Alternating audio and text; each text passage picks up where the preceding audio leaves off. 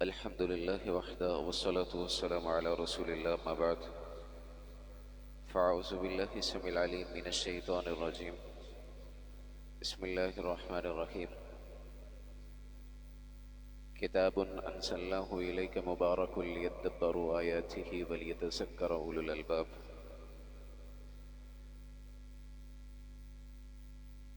کل کی بات ہے، ہم رمضان کے استقبال کر رہے تھے، ہم ایک دوسرے کو مبارکباد کہہ رہے تھے، ہم ایک دوسرے سے رمضان کی پلاننگ کے حوالے سے باتیں شیئر کر رہے تھے، اور آج دو حصے گزر چکے ہیں، ایک حصہ باقی. اللہ ہم سب کو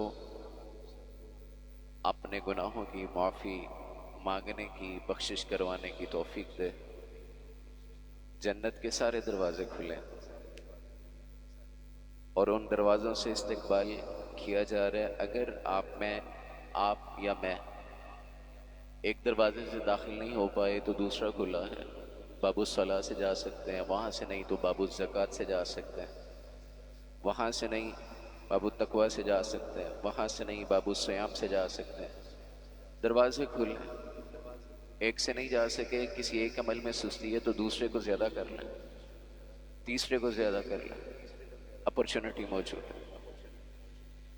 وہ کسی نے کہا تھا ہمارے جیسے لوگوں کا نا ایک المیہ ہوتا ہے، وہ یہ ہوتا ہے کہ جب زندگی گزار رہے ہیں، زندگی کی سمجھ آنا شروع ہوتی ہے کہ کیسے جینا ہے، کس انداز میں رہنا ہے، کیسے کمانا ہے، تو زندگی کی مہلت ختم ہو جاتی، جانے کا ٹائم آ جاتا ہے.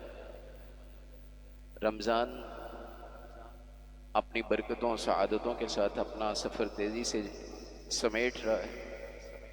اب جب سمجھ آنا شروع ہو رہی ہوتی ہے بندے کو کہ کیسے جینا ہے، کیسے روزہ رکھنا ہے، کیسے عبادت میں رہنا ہے، تو رمضان کی رخصت کا وقت آ جاتا ہے. اور اندر ایک انسان کے اندر ایک اور انسان ہے، وہ بڑا سست ہوتا ہے بعض اوقات، وہ نیکی کی طرف آنے نہیں دیتا جلدی. کیونکہ یہ بھی ایک مجلس کی بات ہے کہ ہماری اس اندر کے انسان کی جو بیٹھک ہے، اس کی جو صحبت ہے نا، وہ آج کل معذرت کے ساتھ اتنی اچھی نہیں رہی. موبائل کی سکرین ہے، سوشل میڈیا ہے، اپنے خیالات ہیں، اپنی سوچ اور فکر ہے، وہ نیکی کی طرف جلد آنے نہیں دیتا. اپنے آپ کو پش کرنا ہے، آگے لے کے چلنا ہے. میں آپ کو ایک نسخہ دیتا ہوں، ایک کام ہے جو آپ کر لیں گے سیلف موٹیویشن کے لیے، تو انشاءاللہ آپ کے اندر سے آواز آئے گی اٹھ جلدی کر، ابھی کر لیں. وہ کام یہ ہے کہ آپ نے کہنا یار، ہم کہتے ہیں نا یار ابھی بڑا ٹائم پڑا ہے، ابھی عید بڑی دور ہے، ابھی سارا دن پڑا ہے، خیر ہے کر لیں گے. آپ نے کہنا ہے اپنے اندر والے بندے کو، اسے یہ کہنا ہے کہ بھائی یہ 5 منٹ کی نیکی ہے، میں یہ کر لوں پھر 1 گھنٹہ تیری بات سنوں گا. یہ تھوڑے سے دیر کا کام ہے، مجھے یہ کر لینے دیں، پھر جو تو کہتا نا میں وہ کر لوں گا. آرام کرنا نا کر لیتے ہیں، فجر کے بعد سونا نا سو جائیں گے، بس 5 منٹ مجھے دے دے، میں تلاوت کر لوں، مجھے کرنے دے. پھر وہ آپ کو موٹیویٹ کرے گا اندر سے، اٹھ کرنا یار، اٹھ جا کر لے.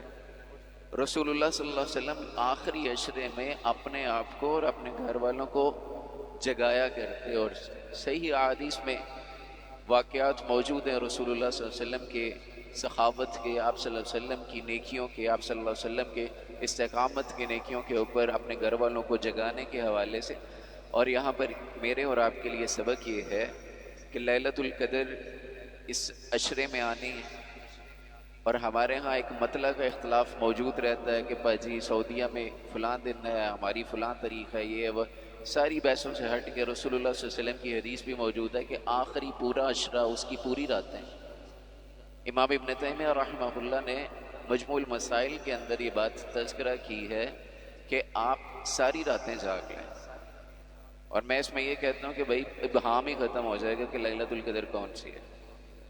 اور وہ ایک خاص گھڑی کا نام نہیں ہے، وہ حتی مطلع الفجر، جب تک فجر طلوع نہیں ہوتی لیلۃ القدر پوری رات میں رہتی ہے، اور اس کی فضیلت میں یہ ہے کہ آسمانوں سے ملائکہ کا نزول ہوتا ہے، اور یہ واحد رات ہے کہ جس رات میں پورے سال کی رات ہے، جس رات میں آسمانوں سے شہاب ثاقب شیطانوں کو نہیں مارے جاتے۔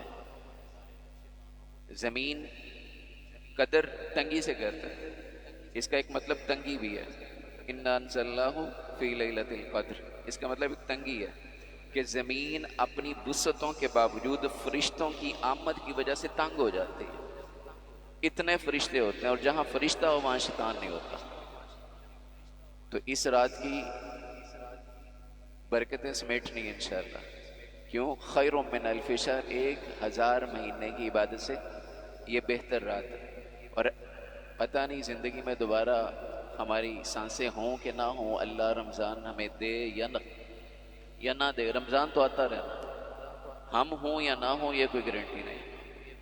تو ہم اپنے آپ کو پریپیئر کریں، ہر روز کچھ نہ کچھ صدقہ ضرور کریں، ہر رات کچھ نہ کچھ تلاوت کلام پاک کی ضرور پڑھیں، ہر رات کچھ اضافی نوافل ضرور شامل کریں، ہر رات جاگنا سکرین کو چھوڑ کے یہ ضرور لے کے آئیں، موبائل سکرین سے پیچھے ہٹیں۔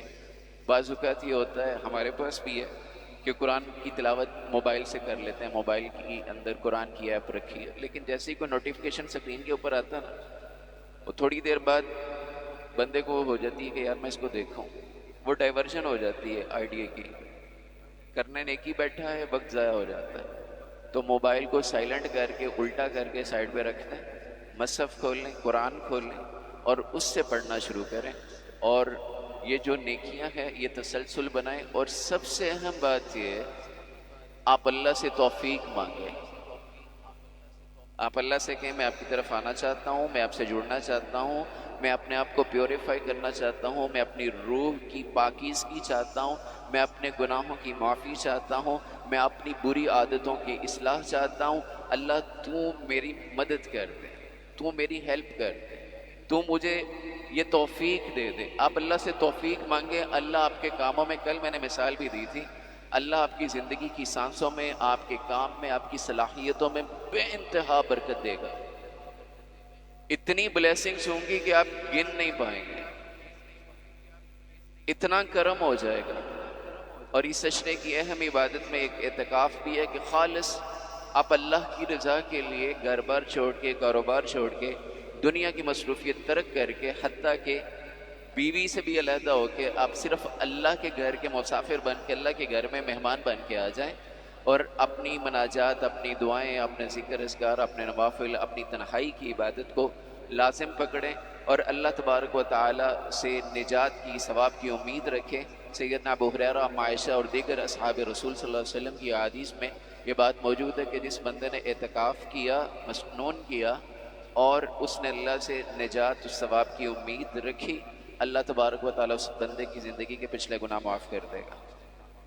تو جس آپ میں سے جس کو توفیق میسر آ جائے، وہ اعتکاف کرنا چاہے، وہ اعتکاف کرے، اور اعتکاف کے لیے جامع مسجد کا انتخاب کیا جانا چاہیے تاکہ آپ کو جمعے کے لیے کسی دوسری جگہ کا رخ نہ کرنا پڑے۔